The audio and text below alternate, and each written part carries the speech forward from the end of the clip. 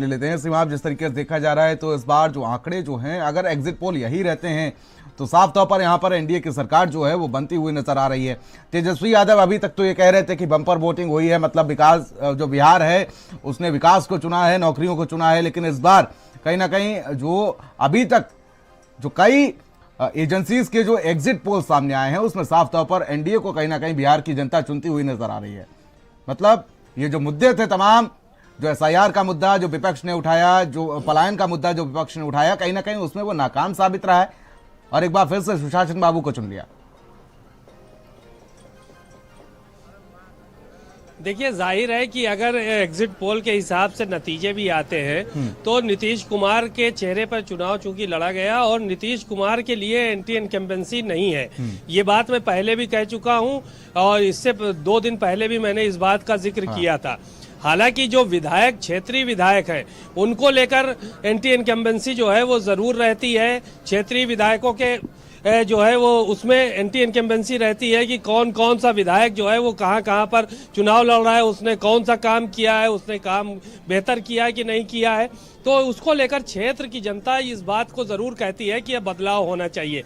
लेकिन वाहिद नीतीश कुमार है, चूंकि वो सरकार में है और टॉप पे बैठे हुए हैं, मुख्यमंत्री है, तो उनको लेकर तमाम बातें इस तरह की नहीं होती। नीतीश कुमार की जो बात होती है वो अच्छे कामों के लिए होती है, उनके सुशासन की बात होती है, उनकी सरकार में सड़कों की बात होती है, विकास की बात होती है। तो इस तरह की बातें जो है वो देखने को मिलती है और फिर महिलाओं के लिए वो काम लगातार कर रहे हैं। तो ये मान के चलिए कि भारतीय जनता पार्टी ने मेहनत जरूर की, लेकिन चेहरा नीतीश कुमार का रहा और पूरे चुनाव में लोग नीतीश कुमार के बारे में ही बात करते नजर आए। तो ये अपने आप में दर्शाता है कि नीतीश की लोकप्रियता कम नहीं हुई। हालांकि पिछले जो चुनाव के नतीजे आए थे उसमें जो है वो नीतीश कुमार काफी नीचे थे। आरजेडी के पाले में 75 सीटें गई थी पिछली बार, उसके बाद 74 सीटें भारतीय जनता पार्टी के पास थी और 34 सीटें जो है वो नीतीश कुमार को मिली थी। लेकिन नीतीश कुमार का चेहरा भारतीय जनता पार्टी इसलिए भी रखना चाहती है क्योंकि उनकी साफ सुथरी छवि है, बेदाग छवि है, उनके दामन पे कोई दाग नहीं है। तो यही वजह है कि उनके चेहरे को सामने किया गया और जनता भी यही मानती है कि ईमानदार व्यक्ति है और ईमानदार प्रवृत्ति के लोग हैं, तो इसलिए नीतीश को लोग पसंद करते हैं। हालांकि तमाम बातें और निकलकर सामने आती हैं। जंगल राज की बात कही और कि अगर सरकार तेजस्वी की बनती है तो जंगल राज हो जाएगा, ये हो जाएगा।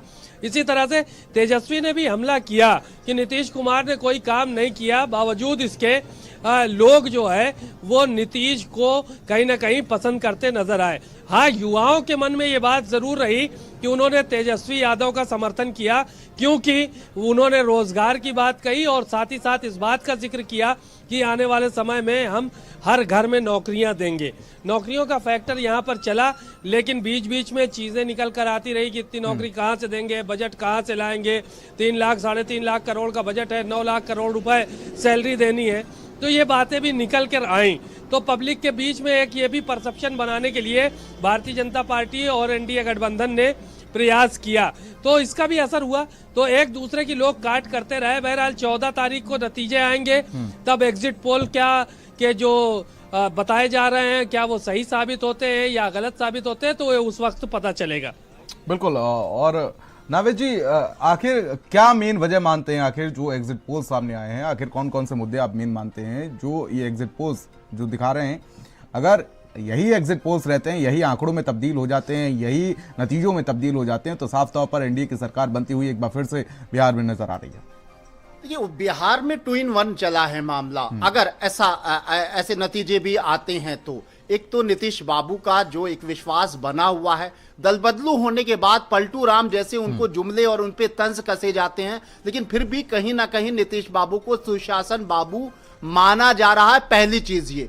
दूसरी सबसे मजबूत चीज है कि नरेंद्र मोदी का कहीं ना कहीं जादू आज भी देश में चल रहा है, वहां भी चल रहा है जहां जाति की राजनीति और क्षेत्रीय दलों का एक बहुत बोलबाला रहा है। बिहार फतेह करने के बाद भारतीय जनता पार्टी का बहुत कॉन्फिडेंस बढ़ सकता है, क्योंकि उत्तर प्रदेश एक बहुत बड़ी चुनौती थी जिस पे फतेह हासिल कर चुकी है बीजेपी, और अगर बिहार में बीजेपी इतने ही नंबर्स ले आती है तो भारतीय जनता पार्टी के लिए ये बल्ले बल्ले होगा। और इस बात में कोई शक नहीं है कि नरेंद्र मोदी का एक बड़ा विश्वास आज भी उत्तर भारत में बहुत जबरदस्त तरीके से गिराफ बढ़ा है। और जो लोकसभा में कम से कम एक जो सदमा था भारतीय जनता पार्टी का, खासतौर से उत्तर प्रदेश में कम सीटें आने का, वो मेकअप करते हुए नजर आ रहे हैं। और अगर इस तरह के नतीजे आते हैं तो उत्तर प्रदेश में भी विपक्ष के लिए बड़ा मुश्किल हो जाएगा, क्योंकि कांग्रेस का जो अभी तक संकेत मिल रहे हैं वो बहुत ही दुर्दिन कांग्रेस के आ रहे हैं। क्योंकि राहुल गांधी ने बड़ी मेहनत की, मुद्दे उनके चले, तेजस्वी बाबू ने उनको कहीं ना कहीं साइडलाइन नहीं किया, वो कहीं ना कहीं लीड भी कर रहे थे। राष्ट्रीय मुद्दों से लेकर एसआईआर और वोटर की अधिकार यात्रा निकालने से लेकर उनका समय देना, ये सारी चीजें जो हैं वो कांग्रेस को निराश कर सकती हैं अगर ऐसे नतीजे आते हैं। क्योंकि कांग्रेस अगर इतना नीचे चली जाती है तो ये मान के चलिए कि उत्तर भारत में भी उसका कहीं ना कहीं डाउनफॉल अभी भी चल रहा है।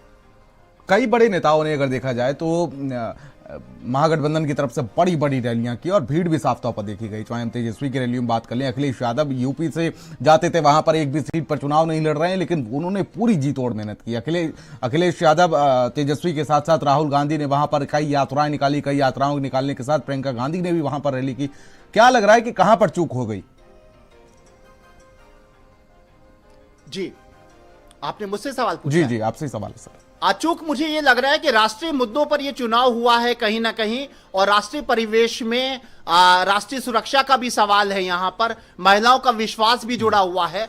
और कहीं ना कहीं कांग्रेस के प्रति लोगों का विश्वास नहीं बन पाया है। राहुल गांधी के वो मुद्दे जिसमें उन्होंने इस तरह के दावे किए, जिस तरह के शब्दों का इस्तेमाल किया, एक बार चौकीदार चोर जैसा जुमला फेल होने के बाद भी वोट चोर जैसे शब्दों का बार बार इस्तेमाल हुआ, कहीं ना कहीं वो नकारात्मक साबित हुआ है। और राहुल गांधी का आक्रामक जो चेहरा है, जो भारतीय जनता पार्टी और नरेंद्र मोदी और राष्ट्रीय सेवक संघ के ऊपर पूरा हमला लगातार करता रहा है, वो कहीं ना कहीं एक बैकफायर किया है। ठीक है, बहुत बहुत शुक्रिया सर हमारे साथ जुड़ने के लिए। सीमा, आपका भी शुक्रिया हमारे साथ जुड़ने के लिए। तो जिस तरीके से बात की जाए और समझने की कोशिश की जाए तो नतीजे सामने आए हैं जो